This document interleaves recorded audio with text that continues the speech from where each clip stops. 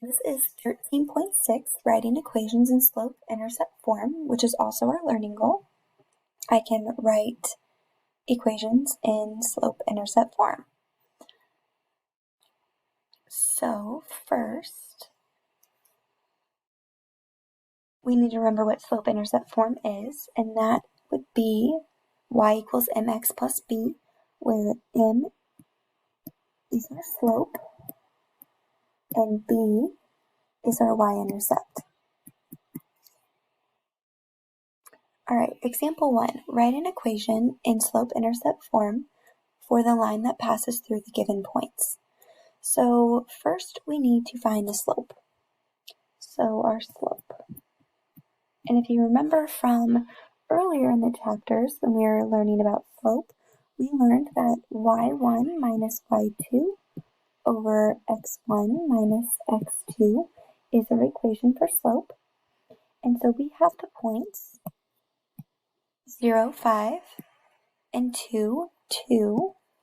So this will be our x1, y1, and our x2, y2. And remember, it doesn't matter which one you make it. You could have had x2, y2 up top. You'll get the same answer no matter what. Alright, so our y1 was 5, and our y2 is 2, so 5 minus 2 is on top.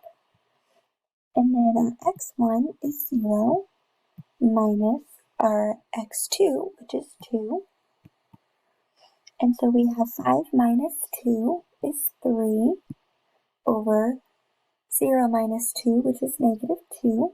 So our slope is negative 3 over 2.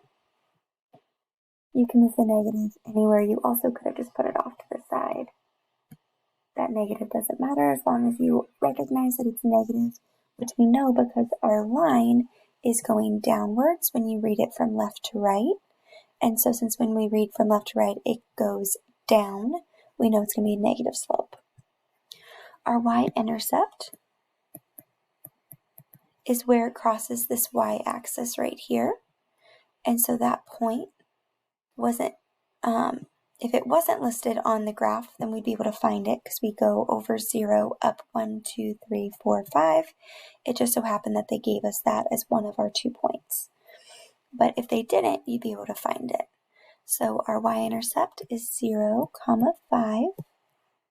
So that means when I plug it into my equation, we have y equals our m, which is negative 3 over 2.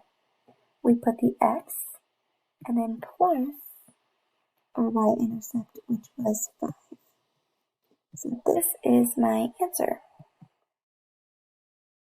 So let's do that again, only this time we have a table instead of a graph. So it says to find the slope and the y-intercept, and it says to use the points 0, negative 3, and 3, 2. So that's this first point and this second point. Remember, a table is just a list of points on a graph. So our slope, which is our m, is y1 minus y2 over x1 minus x2. So let's just identify those on here. So my x1 will be this first point, my x2 will be the second x, my y1 will be the first y, and the second y will be my y2. So now we're going to plug those in. So y1 is negative 3 minus my y2, which is 2, over my x1, which was 0, minus my x2, which is 3. So negative 3 minus 2 is negative 5, over 0 minus 3 is negative 3. Now remember, we keep it as a fraction, but these two negatives cancel each other out. So my slope is actually 5 over 3, which is positive. My y-intercept, my b, is whenever x is 0, what is your y? So my y was negative 3, and my x was 0. So we turn that into a point. So now my answer is y equals my slope, which is 5 over 3, x, and then minus 3 because negative 3 was my y-intercept. So that is my answer. So now I want you to try 1 and 2 on your own, and then you will check your answers with mine. You don't have to, you can use any points on the graph, but I typically use the first two.